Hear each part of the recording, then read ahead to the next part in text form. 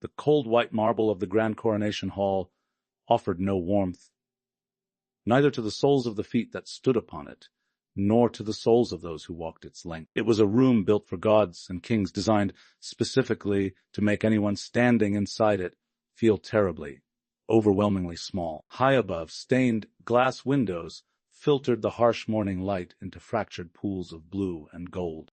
The air smelled heavy, thick with the scent of melted beeswax, polished wood, and the expensive, suffocating rose perfume of the gathering nobility. Seraphina Sterling stood in the deep shadows near the eastern archway. She wore the faded, pale blue dress of a palace ward. The high, rigid collar of the servant's uniform pressed uncomfortably against her throat, a constant physical reminder of her place in the kingdom of Alden. In her rough, calloused hands, she held a heavy silver tray carrying crystal goblets. She did not move. Her spine was perfectly straight, her chin parallel to the icy floor, her breathing measured and shallow. To the lords and ladies whispering excitedly as they filled the grand hall, she was a ghost. She was part of the architecture, a silent fixture meant to serve and disappear. They did not see the true heir to the throne. They only saw a disgraced orphan. Seraphina's dark, profound brown eyes were fixed on the far end of the hall. There, rising above the sea of nobles, were the throne steps, 7 wide slabs of pure white marble leading up to the obsidian throne of the king, and, beside it, the smaller golden seat waiting for its new queen. Just looking at those 7 steps made Seraphina's chest tighten. The fabric of her corset seemed to shrink, restricting her breath. 3 years. It had been exactly 3 years since she had last touched those steps. The memory hit her, sudden and violent, echoing in the cavernous hall. 3 years ago, the hall had been just as cold. She had been 19, dressed in mourning black after the sudden, suspicious death of her parents. She had rushed past the palace guards, falling to her knees at the base of those very steps. Her voice had cracked as she held up her family's succession documents, begging for an investigation, pleading for justice against her cousin Isolde and the traitorous council who had abruptly stripped her of her name and birthright. She remembered the agonizing chill of the marble seeping through her dress. But it was nothing compared to the chill in the eyes of the man sitting on the obsidian throne, King Kaelen Vane. He had looked down at her, not with hatred, not with anger, but with something far worse, absolute, terrifying indifference. His sapphire blue eyes were like frozen lakes. He sat perfectly still in his midnight blue state coat, a man ruled entirely by logic, protocol, and the heavy scepter of Alden resting in his grip. Your Grace. She had sobbed, her hands trembling as she held up her papers. They are forged. Isolde's claim is a lie. Please, you must look at the old records. You must hear me. Kaelen had not even leaned forward. He simply looked at the High Minister, then back at her. His voice, when he spoke, carried effortlessly through the silent court, smooth and devastatingly calm. The council has spoken, Lady Seraphina. The documents presented by House Sterling have been verified by the High Archivist. The royal decree is signed. It is a lie! She had screamed, the echo bouncing off the stone walls. Kaelen's expression had not shifted a single fraction. He looked at her as if she were a complicated mathematical error, a nuisance disrupting the order of his kingdom. I do not deal in tears. Kaelen had said, his voice dropping the temperature in the room. I deal in law. The law recognizes Lady Isolde as the head of House Sterling. You have no legal standing here. Remove her.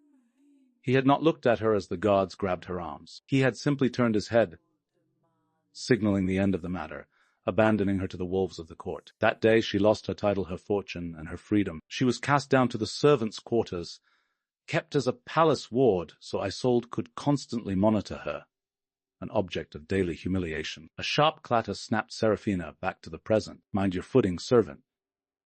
The voice was sweet, polished, and dripped with venom. Seraphina blinked, her expression instantly smoothing into a mask of absolute submission. She lowered her eyes. Lady Isolde stood before her. The false queen was a vision in blinding gold silk. A heavy mantle of white fur draped over her shoulders, and her narrow, sharp face was perfectly powdered. Her pale blue eyes swept over Seraphina's faded uniform with a mixture of triumph and disgust. You are shaking, Seraphina, Isolde murmured, stepping closer so that her heavy rose perfume overwhelmed the air. Are you unwell? Or does the sight of my coronation day finally make you realize how utterly defeated you are? Seraphina did not speak. She kept her gaze fixed on the gold embroidery at the hem of Isolde's gown. Protocol dictated that a servant did not address the future queen without permission. Look at me. Isolde hissed, the sweet facade cracking slightly. Seraphina raised her chin. She met Isolde's gaze. Her dark eyes were completely empty of tears. There was no fear in them, only a vast, terrifying stillness. Isolde's jaw tightened. Even in rags, Seraphina possessed a quiet dignity that Isolde could never buy with all the gold in Alden. It infuriated the false queen. After the crown is placed on my head today, Isolde whispered, leaning in close, I will have you assigned to the scullery. You will spend the rest of your miserable life scrubbing the floors of the dungeons. You will never see the sunlight of the upper palace again. As you command, my lady, Seraphina said. Her voice was steady, soft, revealing absolutely nothing. Isolde sneered, flicking her wrist in dismissal. She turned and swept away toward the front of the hall, followed by a flock of nervous attendants, leaving a trail of heavy perfume in her wake. Seraphina stood alone again in the shadows. She did not tremble. She did not cry. Instead, she slowly shifted her left hand beneath the heavy silver tray. Her fingertips brushed against the frayed, worn fabric of her left sleeve. Sewn deep inside the hem, completely hidden from the world, was a small, hard object, the Silver Bloodline Ring. It was the true seal of House Sterling, slipped into her hand by her dying mother. It was the only object in the entire kingdom that could unlock the ancient vault of founders. Isolde did not know it existed. The corrupt council did not know it existed. And King Kaelen Vane, the cold ruler who demanded absolute legal proof, had no idea that the ultimate law was currently hiding inside the sleeve of a servant girl. A massive, resonant boom echoed through the grand coronation hall. The heavy oak doors at the far end of the room swung open. The murmuring of the nobility instantly died. A heavy, ceremonial silence fell over the thousands of people gathered. The guards slammed the butts of their halberds against the marble floor in unison. The sound cracked like thunder. His Majesty, King Kaelen of House Vane.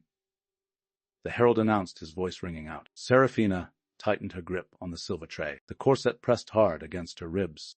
The chill of the marble seemed to travel up her legs, but her spine remained as straight as a forged blade. The time for weeping was 3 years gone. Today she would not beg the cold king for mercy. Today she would trap him with his own law. The heavy oak doors remained wide open. A sudden, sharp draught of winter air swept into the stifling heat of the grand coronation hall, extinguishing the candles nearest to the entrance. King Kaelen Vane did not merely walk into the room. He commanded the space the moment his boots struck the marble floor.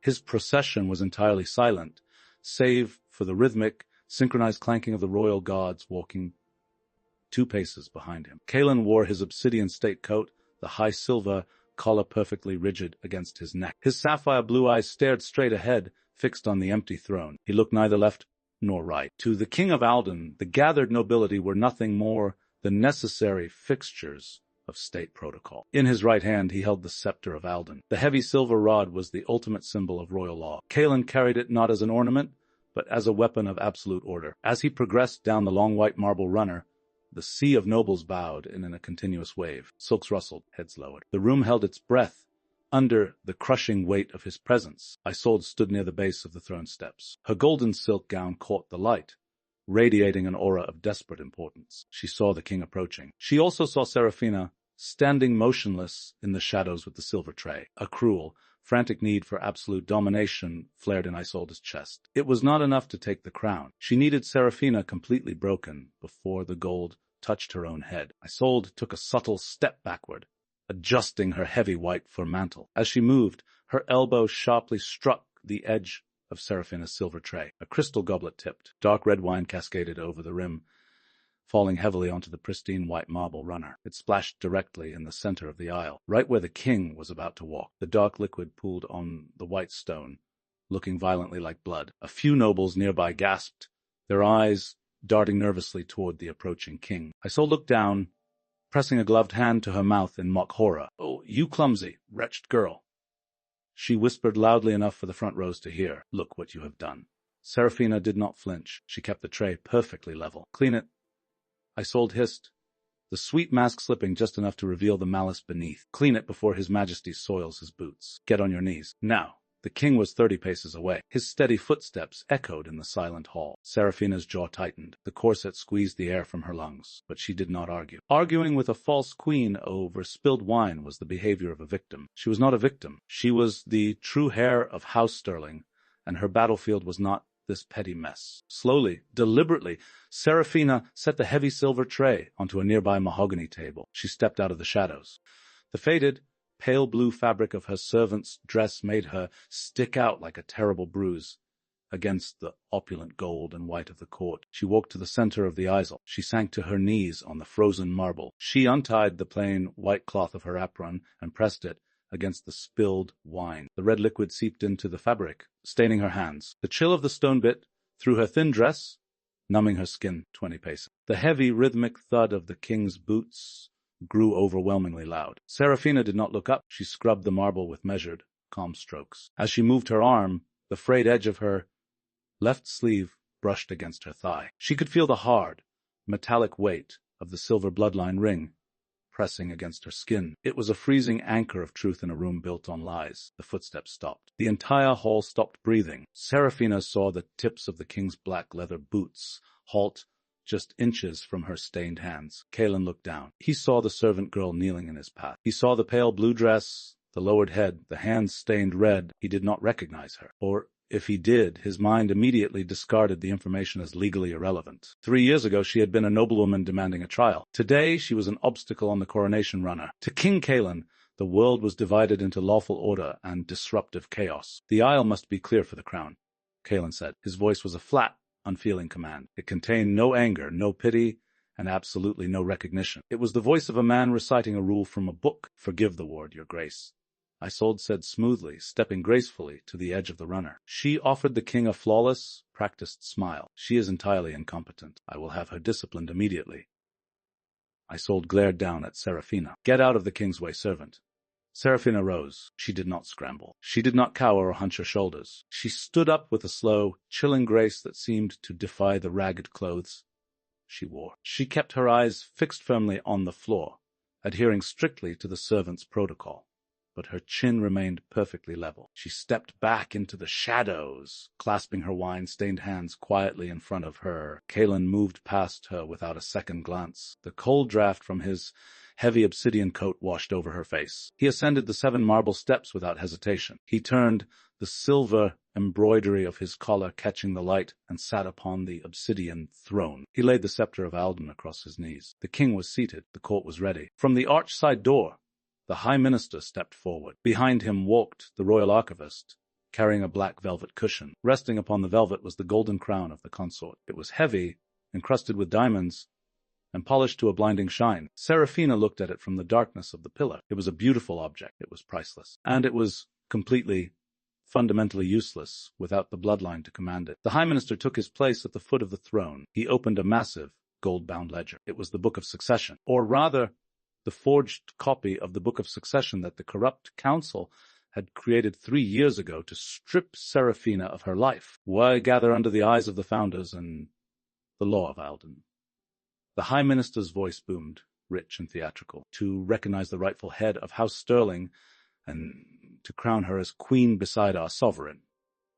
Isolde preened, taking a step toward the altar. Her eyes gleamed with absolute victory. In the shadows, Seraphina's fingers curled into tight fists. The wine on her hands began to dry, feeling like a second skin. Her thumb found the frayed edge of her left sleeve. She pressed her nail against the hidden silver ring until it hurt. Read your false laws, Seraphina thought, her dark eyes locking onto the king's unreadable face. Read them loudly, because they are about to burn. The scepter of Alden was forged from solid silver and weighed nearly 10 pounds. King Kaelen Vane rested it across his thighs, his gloved hands draped loosely over the cool metal. From the elevated height of the obsidian throne, the grand coronation hall looked like a meticulously arranged chessboard. The nobles were grouped by rank, their silks and velvets forming precise lines of color. The royal guard stood exactly 2 paces apart. Every breath, every rustle of fabric in the room was dictated by centuries of protocol. This was how Kaelen survived the crushing burden of the crown. He reduced the world to rules. He was not a cruel king, but he was a terrifyingly pragmatic one. Emotion was unpredictable. Passion was a disease that caused wars and ruined dynasties. Law was the only truth Kaelen respected. If a document carried the correct royal seal, it was reality. If a council reached a legal verdict, it was absolute. As he looked down at Lady Isolde kneeling gracefully at the base of the steps, his sapphire blue eyes remained entirely devoid of warmth. He did not love her. He did not even particularly like her. He saw the sharp ambition hiding behind her pale blue eyes. He noted the excessive, wasteful gold embroidery on her dress. But the kingdom of Alden required the bloodline of House Sterling to secure the northern borders. 3 years ago, the High Council had presented Kaelen with a towering stack of parchment, heavily stamped and bound in wax, proving that Isolde was the true and legal head of the house. Kaelen's mind briefly flickered to the girl who had challenged that ruling. 3 years ago on these very steps, a girl in mourning black, weeping, screaming that the documents were forged. Kaelen felt a faint, familiar irritation at the memory. He despised public displays of desperation. The girl had offered nothing but tears and wild accusations. She had no proof. The High Archivist had sworn the Council's ledger was accurate. Kaelen had dismissed her because the law demanded it. He had not lost a single night of sleep over the decision. Justice, in his mind, was not about who cried the loudest. It was about what could be proven on paper. Yet, a strange creeping unease settled in the back of Kaelen's mind. Without moving his head, his eyes drifted slightly toward the eastern archway. The shadows were thick, but he could just make out the silhouette of the servant girl who had spilled the wine. She was standing perfectly still. It was unnatural. A servant who had just been publicly humiliated by the future queen should be trembling. She should be hunched over, shrinking into the architecture, trying to become invisible. But this girl stood with her shoulders pulled back. Even in the faded, miserable blue cotton of a palace ward, her spine was a rigid line of defiance. Her chin was lifted at an angle that Kaelen recognized instantly. It was the angle of a sovereign. The image of her kneeling on the marble, calmly pressing her apron into the spilled wine, flashed in his mind. She had looked at the floor, obeying the rule of subservience. But there had been no submission in her bones. It was a mathematical error in his perfectly ordered room, and Kaelen Vane hated errors. Under the eternal gaze of the founders, the High Minister's voice boomed, dragging Kaelen's attention back to the altar. We open the Book of Succession. We read the laws written in the blood of our ancestors. The High Minister carefully unclasped the heavy gold lock of the ledger. The sound echoed sharply. Isolde kept her head bowed, but Kaelen saw her hands tighten eagerly in the folds of her golden silk skirt. The law of Alden dictates that the crown of the consort may only rest upon the brow of a true daughter of House Sterling. The High Minister read. His voice swelled with theatrical gravity. A daughter verified by the Royal Archive, recognized by the High Council, and accepted by the reigning sovereign. Kaelen watched the Royal Archivist step forward, lifting the black velvet cushion. The diamond-encrusted crown caught the light, sending sharp, brilliant reflections dancing across the marble walls. The silence in the hall grew suffocating. Thousands of people held their breath. The heavy rose perfume in the air felt thick, almost toxic. Lady Isolde of House Sterling, the High Minister called out, his voice ringing against the vaulted ceiling. Do you stand before the obsidian throne to claim your birthright? Isolde rose from her deep curtsy. She stood tall, her white fur mantle sweeping the floor. She looked up at King Kaelen. Her pale blue eyes were bright with a feverish, desperate victory. This was the moment she had plotted, lied, and ruined her own cousin for, the ultimate elevation. I do, Isolde said. Her voice was sweet, loud, and perfectly practiced. Then prepare to take the oath of succession, the High Minister instructed. Kaelen tightened his grip on the silver scepter. The protocol was nearing its end. Isolde would recite the standard oath in the common tongue. He would place the crown upon her head, and the legal requirement of his reign would be fulfilled. The messy business of House Sterling would be permanently closed. Before the king, the court, and the founders, the High Minister intoned, turning his gaze to the silent sea of nobles. Does any voice in Alden challenge the succession under the law? Let them speak now with proof, or be forever silenced. It was a rhetorical question, a mere formality that had not been answered in 300 years. Kaelen did not even wait for a response. He began to lean forward, preparing to rise from the throne and take the crown from the velvet cushion. But from the deep shadows of the eastern archway, a sound cut through the absolute silence. It was not a scream. It was not a plea. It was the crisp, rhythmic sound of hard leather shoes stepping onto the marble runner. Kaelen froze. His hands clamped down on the silver scepter. Isolde turned her head sharply, her sweet smile completely vanishing. The High Minister blinked, losing his place in the golden ledger. A collective, terrified gasp swept through the thousands of gathered nobles. Out of the darkness, the servant girl in the faded blue dress walked directly into the center of the Isolde. Her hands were still stained with dried red wine. Her rough cotton uniform was a stark, offensive contrast to the sea of silk and velvet, but she did not walk like a servant. She walked with the slow, measured, terrifying grace of a monarch ascending a battlefield. Seraphina Sterling stopped exactly 20 paces from the throne. She did not kneel. She did not bow her head. She looked straight past the furious false queen, straight past the bewildered high minister, and locked her profound, dark eyes directly onto the sapphire blue gaze of King Kaelen. Kaelen's breath caught in his throat. The rigid absolute law of his kingdom hung suspended in the freezing air. "I do not challenge the succession with a voice," Seraphina said. Her tone was chillingly calm, carrying effortlessly through the massive hall without a single tremor. "I challenge it with the law you claim to revere." The silence in the grand coronation hall shattered like dropped glass. For one heartbeat, the thousands of gathered nobles were entirely paralyzed by the sheer, incomprehensible audacity of the interruption. Then chaos erupted. The harsh, metallic screech of steel clearing scabbards rang out from every direction. The royal guards, trained to protect the crown from any sudden threat, moved with lethal efficiency. 12 armored men converged on the center of the Isolde. "Treason!" a duke shouted from the front row. "Kill the madwoman!" Isolde shrieked. Her sweet, practiced facade vanished instantly, replaced by a contorted mask of pure panic. She pointed a trembling, gold-rimmed finger at Seraphina. "Strike her down! She is an assassin! Kill her!"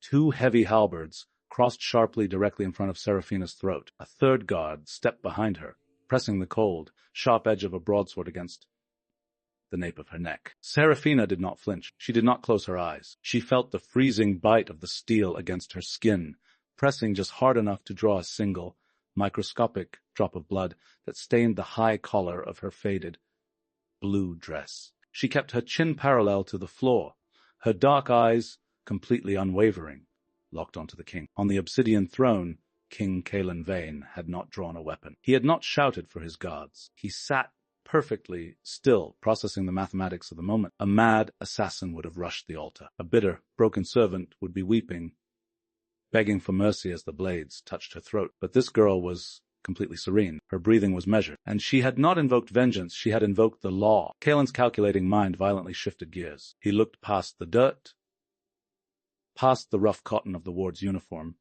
and analyzed the bone structure of her face, the defiant lift of the chin, the profound, dark eyes that refused to break eye contact with a sovereign. The memory clicked into place with the precision of a locking vault. 3 years ago, the weeping girl in mourning black, the girl he had dismissed because the paperwork had been against her. Architect Kaelen brought the heavy silver base of the scepter of Alden down against the marble floor. The sound was like a gunshot, echoing brutally through the vaulted ceiling. "Hold," the king commanded. His voice was not a shout, but it carried absolute, terrifying authority. The guards instantly froze. The broadsword remained at Seraphina's neck, but the pressure ceased. The murmuring nobles swallowed their panicked whispers. Isolde took a frantic step down from the altar. "Your Grace, you cannot halt the ceremony! She is a deranged servant! She interrupted the sacred rites! The penalty is death!" Kaelen slowly turned his head to look at Isolde. His sapphire blue eyes were so cold, they seemed to drain the color from the false queen's face. "You told me she was merely incompetent, Lady Isolde." Kaelen said, his tone flat and deadly, yet here she stands, perfectly articulate, accusing the crown of legal illegitimacy. He shifted his gaze back to the Isolde. "You are Seraphina of House Sterling, the ward stripped of her title by the High Council 3 years ago." "I was stripped of my title by a lie, Your Grace," Seraphina replied. Her voice was steady, resonating in the quiet hall. "A lie you signed into law because you chose the convenience of ink over the truth of blood."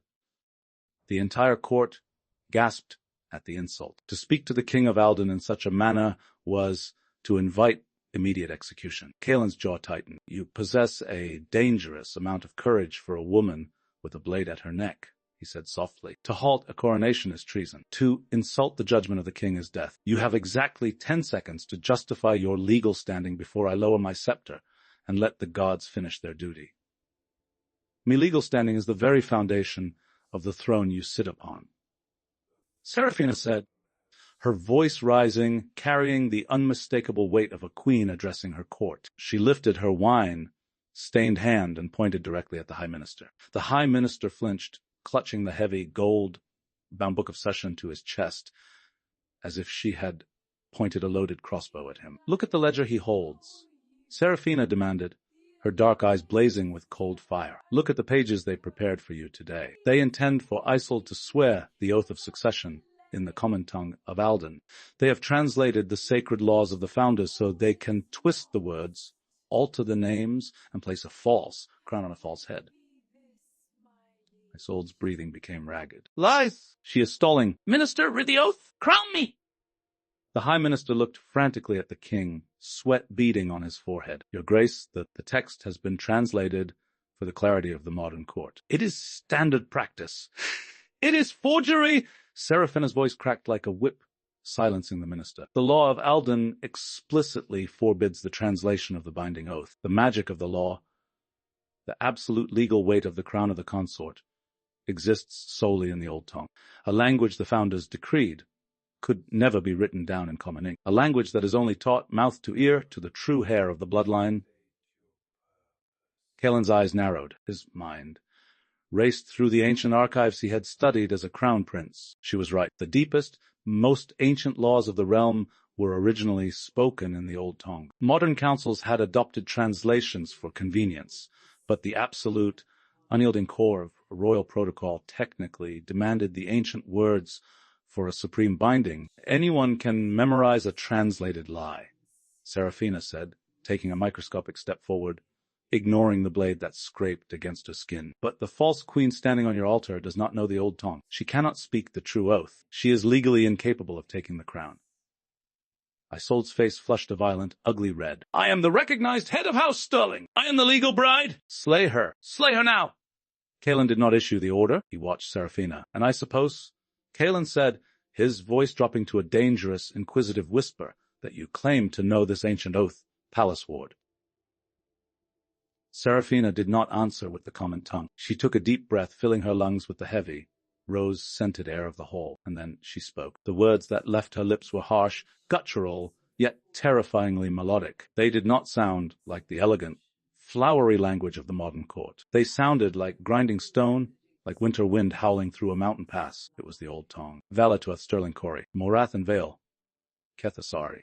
The acoustics of the Grand Coronation Hall, designed centuries ago by the founders themselves, seemed to suddenly wake up. The ancient syllables hit the vaulted ceiling and resonated with a physical weight. The sound vibrated in the chests of the nobles. It made the crystal chandeliers tremble very faintly overhead. Isolde stumbled backward, her hands flying to her ears, a look of absolute horror washing over her features. The High Minister dropped the golden ledger. It hit the marble steps with a heavy, hollow thud. King Kaelen Vane stopped breathing. He knew the cadence. He knew the rhythm of the ancient syllables from his private, agonizingly strict education as a royal heir. He could not speak it fluently, but he knew exactly what he was hearing. It was the exact, uncorrupted phonetics of the founder's oath. A servant could never, ever have learned it. It was a secret guarded by blood. The cold, pragmatic armor Kaelen wore began to crack. The absolute certainty of his law was unraveling right before his eyes. Slowly, his gloved hands gripping the silver scepter, King Kaelen rose from the obsidian throne. The echo of the old tongue slowly faded into the high, vaulted ceilings of the Grand Coronation Hall, leaving behind a silence so dense it felt like physical pressure. King Kaelen Vane stood before the obsidian throne. For the last 3 years, he had been a fixture of immovable law, a man who never descended the 7 marble steps during a state ceremony unless the protocol explicitly demanded it. He did not move for emotion. He did not move for drama. But as he looked down at the faded blue dress of the servant girl standing in the aisle, he moved. His heavy black leather boots struck the first marble step. The sound was sharp, deliberate, and utterly terrifying to the corrupt members of the High Council. Clack, clack, clack, Kaelen descended the throne steps. With every downward step, the immense, suffocating aura of his authority seemed to expand, pushing the nobility further back. The royal guards, instinctively sensing the shifting tide of the king's focus, subtly adjusted their grips on their weapons. Kaelen reached the floor. He walked past the trembling Isolde without a single glance. He walked past the High Minister, who was still staring in horror at the dropped golden ledger. He stopped less than an arm's length from Seraphina Sterling. Up close, the stark reality of her condition was undeniable. He saw the frayed, cheap cotton of her high collar. He saw the dried, dark red wine staining her raw, overworked hands. And he saw the single, tiny drop of blood slowly trailing down the side of her pale neck where the guard's broadsword had pressed. She did not reach up to wipe the blood away. She did not break his gaze. Her profound, dark brown eyes held his sapphire stare with the absolute, unyielding parity of a sovereign. "Sheathe your steel," Kaelen commanded, his voice a low, dangerous rumble that did not require volume to be obeyed. The guards immediately pulled their blades back. The metallic scrape of broadswords returning to their scabbards rang through the hall. Seraphina was free of the blades, yet she did not sigh in relief. She remained as still as a statue. Kaelen turned slightly, his gaze dropping to the floor. The heavy gold-bound book of succession lay open on the white marble. He smoothly hooked the end of the scepter of Alden under the cover of the heavy ledger and flipped it upward, catching the massive book with his free hand. He did not look at the text. He looked at the High Minister. "Minister," Kaelen said softly. The older man flinched, his face draining of all color. "Why, yes, your grace." "The law of Alden is the bedrock of my throne." Kaelen stated, his tone conversational, which only made it more terrifying. "I rely upon the High Council to ensure that the documents presented to me are absolute, historical truth. 3 years ago, you handed me a decree stripping this woman of her name. You swore, upon your life, that the translation of the Founders' Laws was legally sound." "It was your grace," the minister stammered, sweat pouring down his powdered face. "The council voted. The language was modernized to ease the transition of power." "It is a common practice. It is a lie of omission." Seraphina interrupted. Her voice sliced through the minister's panic. "And a lie of omission in the Book of Succession is high treason." Isolde let out a ragged, hysterical shriek. The sweet, polished bride had completely vanished. Her golden dress rustled violently as she stormed toward the king, her face contorted with rage. "She's a witch!" Isolde screamed, pointing a shaking finger at Seraphina. "She eavesdropped on the royal tutors! She memorized a song to disrupt the crown! Do not listen to her, Kaelen! I am the legally appointed heir! The council chose me!" Isolde lunged past the king, her hands reaching desperately toward the black velvet cushion held by the frozen royal archivist. She intended to seize the diamond-encrusted crown and place it on her own head, forcing the culmination of the ceremony. She never touched it. Kaelen did not even look at her. With a swift, blindingly fast motion, he extended the heavy silver scepter of Alden, barring Isolde's path. The solid silver rod struck Isolde's collarbone, not hard enough to break bone, but with enough forceful, rigid authority to stop her dead in her tracks. Isolde gasped, stumbling backward in shock. "The crown of the consort does not belong to the woman who grabs it the fastest, Lady Isolde." Kaelen said, his voice dropping to a freezing whisper. "Stand back, or I will have the guards bind your wrists." Isolde covered her mouth, her pale blue eyes wide with furious, helpless disbelief. The court was dead silent. The king had just threatened to bind his own bride on their coronation day. Kaelen turned his attention back to Seraphina. He was a man who despised being wrong, but more than that, he despised being used. For 3 years, he had governed believing the High Council was his instrument of order. Now, looking at the fierce, unbroken dignity of the woman in front of him, he realized he had been their weapon. He had been the blunt instrument they used to crush the true bloodline. A cold, heavy accountability settled in his chest. He had ignored her plea. He had let her be cast into the shadows. If she was the true queen, the stain on his honor would be permanent. But Kaelen Vane was still the king of law. He did not rule by guilt. He ruled by proof. "You speak the old tongue flawlessly," Kaelen said, his sapphire eyes locking onto Seraphina's. "You know the exact legal loopholes of the High Council's forgery. You possess the posture of a monarch." He stepped 1 inch closer to her. The proximity was overwhelming, yet Seraphina did not back away. "But words are wind, Seraphina," Kaelen continued, his voice cold and clinical. "Even the sacred words. A clever thief with a sharp memory can learn a language. A bitter exile can read old books. The law of Alden was written in a time of war. The founders knew that voices could be mimicked and ledgers could be burned." Seraphina held his gaze. She knew exactly what he was demanding. "The Book of Succession is sealed with a physical lock," Kaelen said, gesturing to the heavy gold ledger in his hand. He pointed to a small, intricate indentation on the spine of the book, a keyhole that looked like a jagged star. "The High Council has spent 3 years trying to pick this lock, to alter the original pages inside, but it cannot be forced. The law requires a physical seal, a signet of the pure bloodline." Kaelen's eyes hardened, demanding absolute truth. "You stood on my steps 3 years ago and offered me nothing but tears." Kaelen said quietly, So only she could hear. I do not accept tears. I do not accept riddles. Give me the physical truth, or the blade returns to your throat, and I place the crown on her head. In the shadows, Isolde let out a breathless, triumphant laugh. She knew Seraphina had nothing. The girl had been stripped naked and searched when she was cast down to the servants' quarters. She owned nothing but the rags on her back. Seraphina slowly lowered her wine-stained hands. The moment of absolute justice had arrived. She did not need Kaelen's protection. She only needed his adherence to the law. "You are right, your grace," Seraphina said, her voice echoing perfectly in the silent hall. "Words can be stolen." She raised her left arm, her fingers hooking into the frayed, worn fabric of her faded blue sleeve. The sound of tearing cotton was violently loud in the breathless hall. Seraphina's rough, wine-stained fingers gripped the frayed cuff of her left sleeve and pulled hard. The cheap fabric of the servant's uniform gave way with a sharp, ugly rip, exposing her pale forearm to the freezing air of the Grand Coronation Hall. From the ruined hem, a small, heavy object fell into her open palm. It did not sparkle like the diamonds on the velvet cushion. It did not catch the light like the false queen's golden silk. It was a ring of dark, unpolished silver, heavy and ancient. Its face was carved into an intricate jagged star, the original crest of the founders. "No!" The scream ripped from Isolde's throat. It was not a word of anger. It was a sound of absolute, primitive terror. The false queen staggered backward, her high heels catching on the marble steps. She pointed a violently shaking finger at the small piece of metal in the servant's hand. "She stole it." Isolde shrieked, her voice echoing wildly. "It is a fake! A piece of cheap tin she scavenged from the scullery! God sees that forgery! Strike it from her hand!"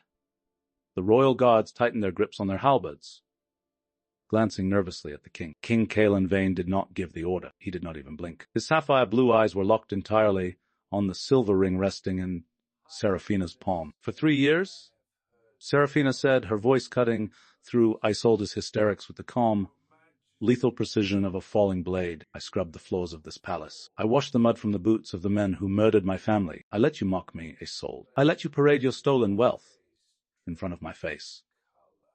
Seraphina took a step forward, closing the distance between herself and the king. "I did not weep in the dark," Seraphina continued, her dark eyes blazing with an elegant, restrained fury. "I did not pray for a savior. I waited. I kept the silver seal of House Sterling sewn against my skin, waiting for the day you would be foolish enough to try and open the Founder's Vault in front of the entire kingdom."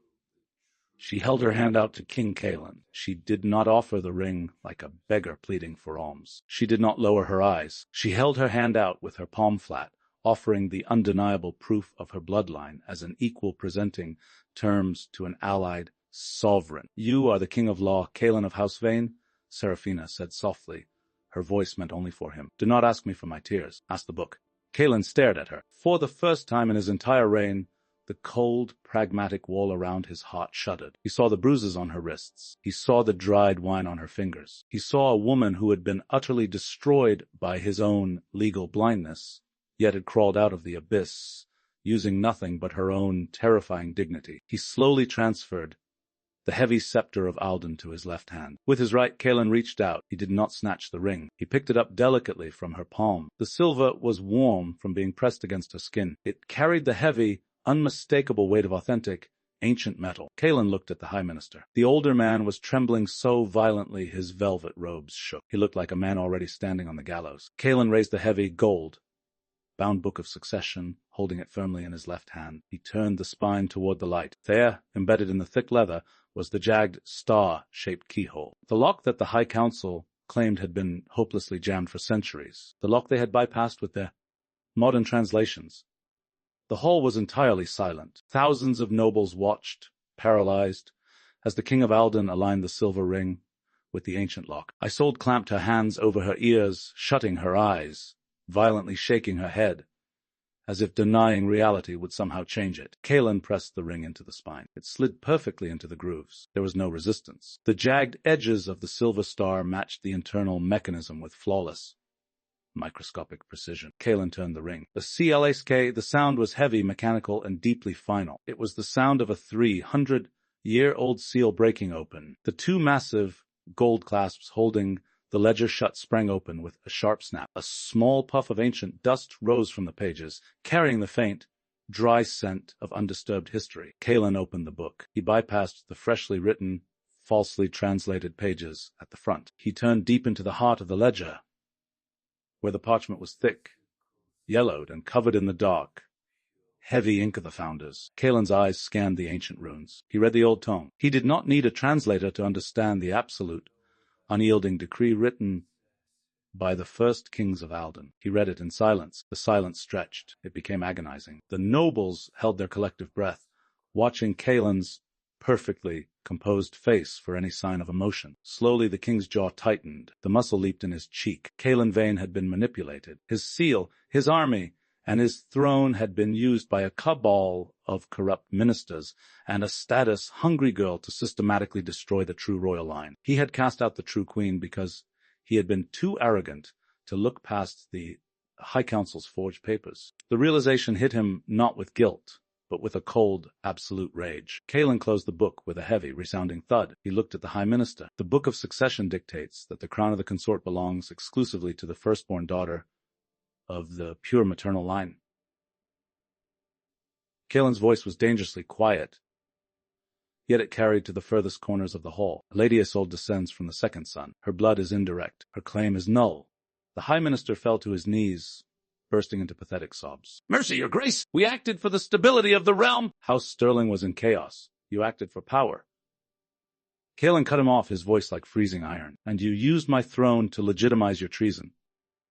Kaelen turned his gaze to Isolde. The false queen was backing away, her heels clicking frantically against the marble steps. She looked at the diamond-encrusted crown sitting on the velvet cushion, then at the king.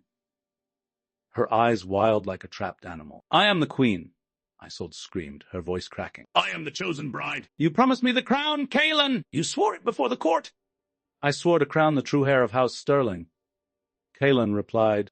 He stepped toward the velvet cushion held by the trembling royal archivist. With his free hand, Kaelen reached down and picked up the golden crown of the consort. It gleamed brilliantly, a heavy circle of gold and diamonds. Isolde let out a ragged gasp of hope, taking a step toward him. Kaelen did not hand it to her. He held the crown suspended in the air. "Your decree is broken, Lady Isolde," Kaelen announced, his voice echoing with the crushing weight of royal justice. "Your status is a lie. You have no rights in this hall, no title in this kingdom, and no place on this altar. Take them."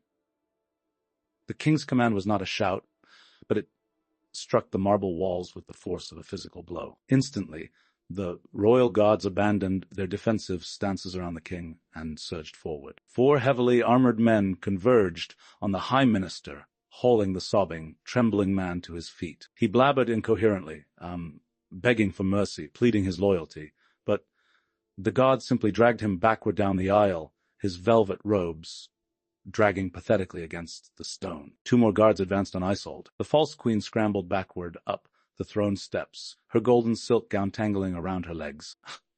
"Don't touch me," she shrieked, batting her hands wildly at the armored men. "I am Lady Isolde. I am the queen. Kaelen, tell them to stop. You cannot do this." "You are a traitor to the crown and a thief of the bloodline," Kaelen said. His voice was completely devoid of sympathy. The ice had returned to his sapphire eyes, sharp and lethal. "By the law of Alden, your lands are forfeit. Your titles are erased. You will be taken to the lower dungeons to await trial for high treason." "No." Isolde screamed, the sound tearing at her throat. A guard caught her by the arm. Isolde thrashed violently, fighting like a cornered animal. As she twisted the heavy, pure white fur mantle she wore, the symbol of her stolen purity and elevated status slipped from her shoulders. It fell down the marble steps. It tumbled past the king, past Seraphina, and landed squarely in the center of the Isolde. It landed exactly in the pool of spilled red wine. The dark red liquid immediately seeped into the pristine white fur, staining it the color of blood. It was the exact spot where Isolde had forced Seraphina to kneel just minutes before. The profound poetry of the moment was not lost on the silent watching court. The universe, it seemed, demanded absolute balance. Isolde was dragged away, kicking and howling, her golden silk tearing on the armor of the guards. Her screams echoed down the long corridors of the obsidian palace until the heavy oak doors of the grand coronation hall slammed shut, sealing her fate. The silence that rushed back into the hall was staggering. The nobility stood frozen. The High Council was utterly broken. The balance of power in the kingdom of Alden had been violently overthrown, not by an invading army, but by a servant girl with a silver ring. King Kaelen Vane stood near the base of the steps, still holding the diamond crown of the consort. He slowly turned his head to look at the thousands of nobles. He was the king. He was infallible by law. Yet Kaelen knew that true authority did not come from hiding behind a title. It came from absolute, unforgiving accountability. 3 years ago, Kaelen's voice rang out, clear and steady, cutting through the heavy rose perfume of the hall. I sat upon that obsidian throne and allowed the law to be blinded by forged ink. I accepted the convenient lie over the difficult truth. I allowed the true heir of House Sterling to be cast out, stripped of her name and subjected to the cruelty of traitors.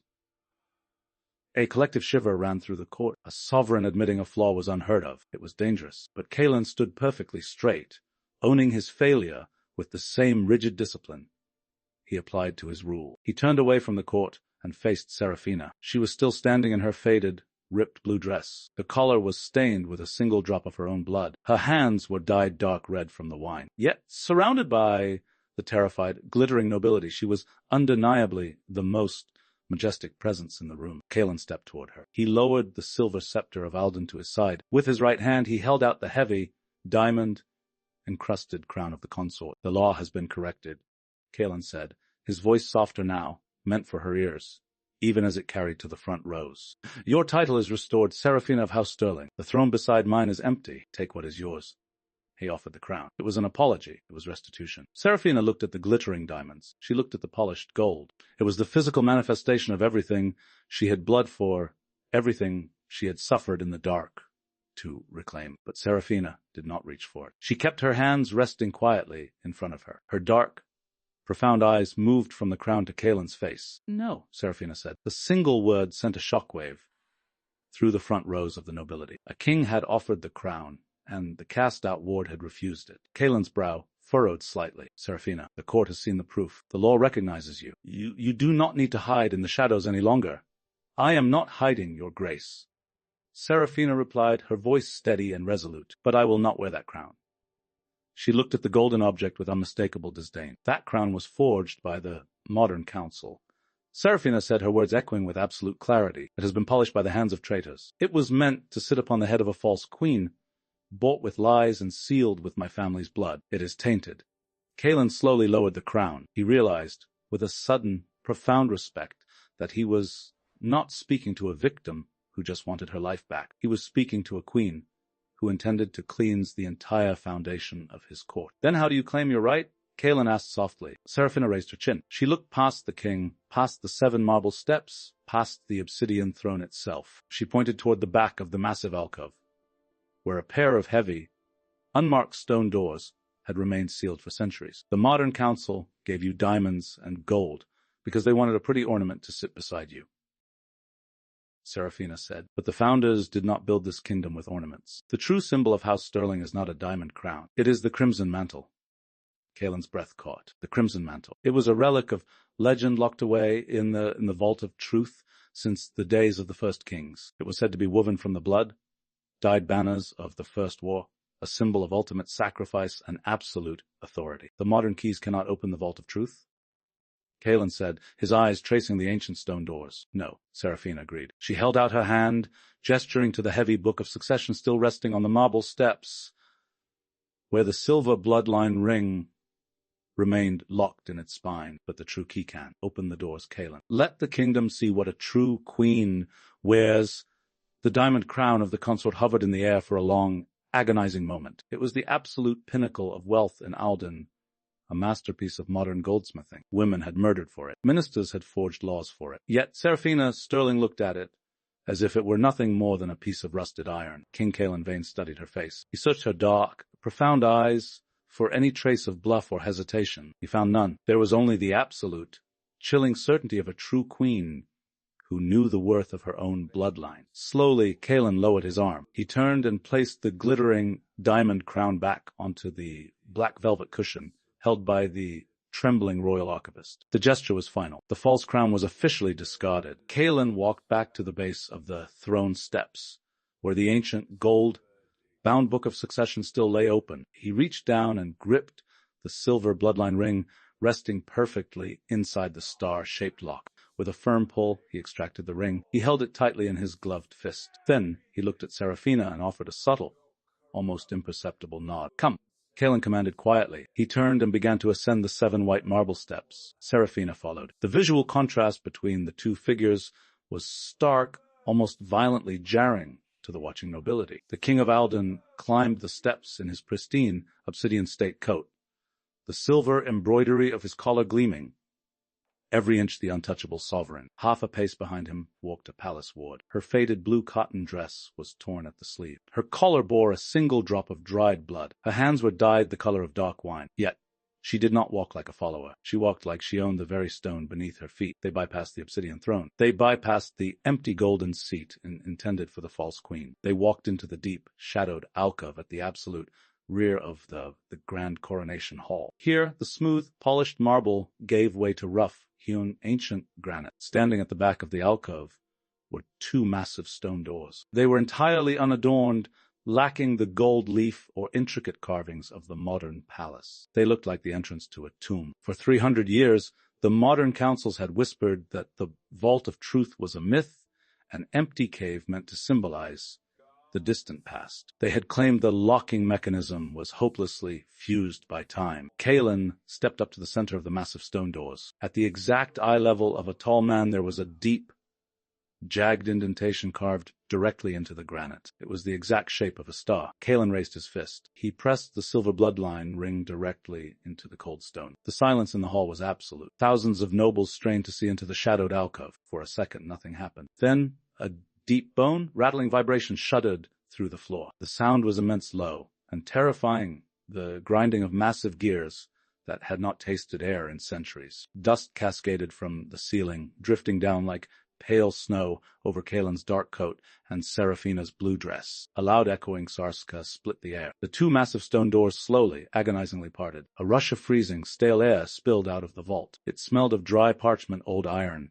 and centuries of unbroken silence. It swallowed the suffocating, heavy rose perfume of the court, replacing it with the severe, unforgiving scent of history. Kaelen stepped back, allowing the heavy doors to grind fully open. There was no light inside the vault. The darkness was absolute. But as the ambient light from the stained glass windows crept into the chamber, the interior revealed itself. There were no chests of gold. There were no diamonds. The Vault of Truth was a small, circular stone room. The walls were lined with rusted iron weapons and brittle, crumbling battle standards from the founding wars of Alden.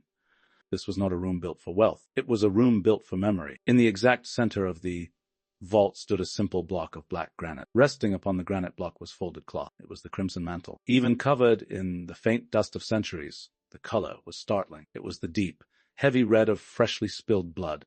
The fabric was rough, woven from ancient wool, and threaded with dark tarnished silver wires. It possessed no jewels, no delicate embroidery. It was a brutal, heavy garment meant to be worn by a monarch leading an army, not a bride attending a banquet. Kaelen felt a profound, unexpected reverence wash over him. As a boy, his tutors had told him the mantle was lost. To see it resting there, waiting, was a testament to the absolute patience of the true bloodline. Instinctively, Kaelen took a step into the vault. He reached his gloved hands toward the granite block, intending to lift the ancient artifact and place it upon the shoulders of the woman standing behind him. He was the king. It was his duty to restore what had been broken.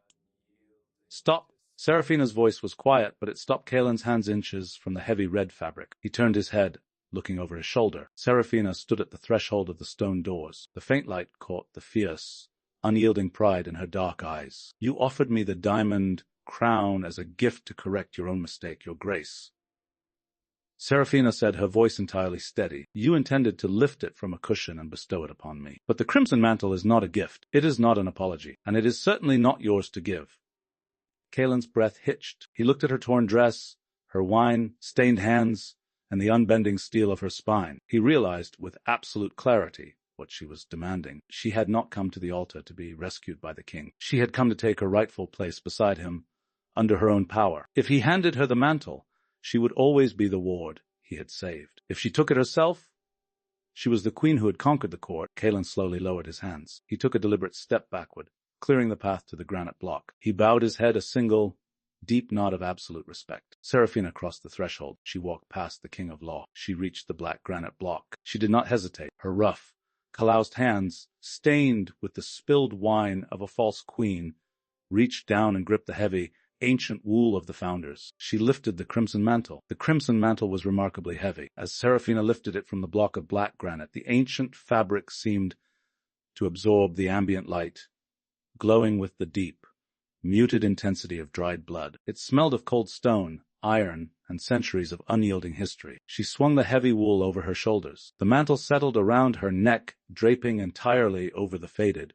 torn pale blue cotton of her servant's uniform. She reached up with her wine-stained fingers and fastened the heavy silver clasp at her throat. The clasp rested just above the high, stiff collar of the ward's dress, right next to the tiny, dried drop of blood left by the royal god's blade. Seraphina did not try to hide her ruined sleeves. She did not attempt to wipe the dark red wine from her hands. The crimson mantle did not erase her suffering, it framed it. The dirt, the blood, and the stains were the armor she had worn to survive the abyss. Now, wrapped in the ultimate symbol of the founders, those scars became badges of absolute, unquestionable sovereignty. She turned away from the granite block to face the king. King Kaelen Vane stood perfectly still at the threshold of the vault. For a man who had spent his entire life mastering the art of emotional detachment, the sight of Seraphina sterling in the Crimson Mantle struck him with the force of a physical blow. The diamond crown resting outside on the velvet cushion suddenly seemed like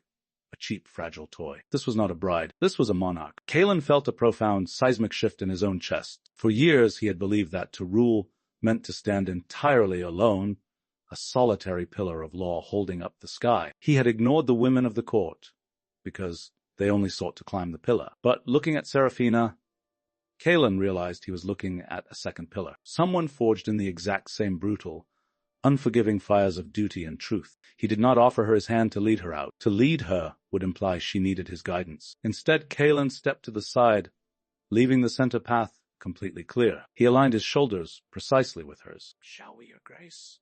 Kaelen asked, his voice low, respectful, and stripped of all its former freezing distance. Seraphina met his sapphire gaze. She saw the accountability in his eyes. She saw the King of Law submitting to the truth. "We shall." Seraphina replied. They walked out of the vault of truth together. As they emerged from the deep, deep shadows of the stone alcove, stepping back into the fractured blue and gold light of the Grand Coronation Hall, a collective, involuntary gasp rippled through the thousands of gathered nobles. The lords and ladies of Alden stared in absolute shock. The older dukes and historical scholars in the front rows felt their knees go weak. They recognized the heavy red wool. They recognized the silver star clasp. It was the garment of legend, the ultimate legal authority of the realm, physically brought back from the dead. Seraphina stopped at the top of the 7 marble steps. She looked down at the court. She saw the empty space where Isolde had stood. She saw the dark red wine pooled on the white marble runner, still soaking into the abandoned white fur mantle of the false queen. She saw the trembling faces of the minor ministers who had turned a blind eye to her suffering for 3 years. Kaelen stood at her right side. He raised the scepter of Alden and brought it down against the highest marble step. The sharp, cracking echo silenced the last murmurs in the hall. Let it be recorded in the permanent annals of Alden. King Kaelen's voice thundered, carrying the absolute, uncompromising weight of royal decree, that the modern High Council is hereby dissolved, their judgments rendered void, their forgeries exposed to the light of the founders. The remaining council members in the front rows shrank backward, their faces pale with terror. 3 years ago, I sat upon this throne and allowed the law to be used as a weapon of convenience. Kaelen continued. His voice did not waver. The admission of his own failure was stark, public, and utterly unheard of in the history of the Obsidian Throne. I demanded proof from a woman who had been robbed of everything, and I turned my back when she could not provide it. I allowed a false queen to rise and a true queen to be cast into the dirt. Kaelen turned his body, fully facing Seraphina before the entire court. The law is blind, but the king must not be, Kaelen said, his voice carrying a resonant, profound solemnity. The vault of truth has opened. The silver shield has been verified. The old tongue has been spoken. There is no challenge, no debate, and no higher authority in this realm. He turned his piercing sapphire gaze back to the sea of nobility. You will forget the diamond crown. Kaelen commanded, his voice echoing like iron striking iron. "You will look upon the Crimson Mantle, and you will offer your absolute obedience to the only rightful head of House Sterling." Kaelen stepped back. He lowered his scepter to his side, and then the King of Alden bowed his head to the woman standing beside him. It was the signal the court had been terrified, yet desperate, to receive. In the front row, an old distinguished duke sank to his knees. The heavy thud of his bones hitting the marble triggered a chain reaction. Row by row, the nobility of Eilden collapsed to the floor. The sound of thousands of layers of silk, velvet, and brocade rustling downward swept through the grand coronation hall like a massive, breaking wave. Halberds clattered softly as the royal guards dropped to one knee, lowering their heads in unison. The entire kingdom bowed. They did not kneel out of fear of the king's sword. They knelt because the raw, undeniable weight of justice had finally returned to the throne room. They knelt to the servant girl in the torn blue dress, whose wine-stained hands had torn down a corrupt empire without ever drawing a blade. Seraphina looked out over the sea of bowed heads, the suffocating pressure in her chest, a weight she had carried for 3 agonizing years, finally dissolved into the cold, clean air of the hall. She turned her head to look at Kaelen. He was already looking at her. The icy, unrateable sovereign was gone, replaced by a man who had finally found the one person in the world who could match his unyielding strength. He slowly offered her his arm, not to lead her, but to stand securely by her side. Seraphina raised her chin. She rested her calloused, stained hand on the silver embroidery of his sleeve. The throne of Alden was no longer a place of blind rules and silent suffering. It was a place of truth, and the true queen had finally come home. If this story moved you, tell us in the comments which moment proved she was the true queen. Do you believe a crown belongs to the bloodline, to justice, or to the woman brave enough to stand before the court? And if you want more emotional royal stories of betrayal, truth, and queens rising again, please subscribe and stay with us for the next story.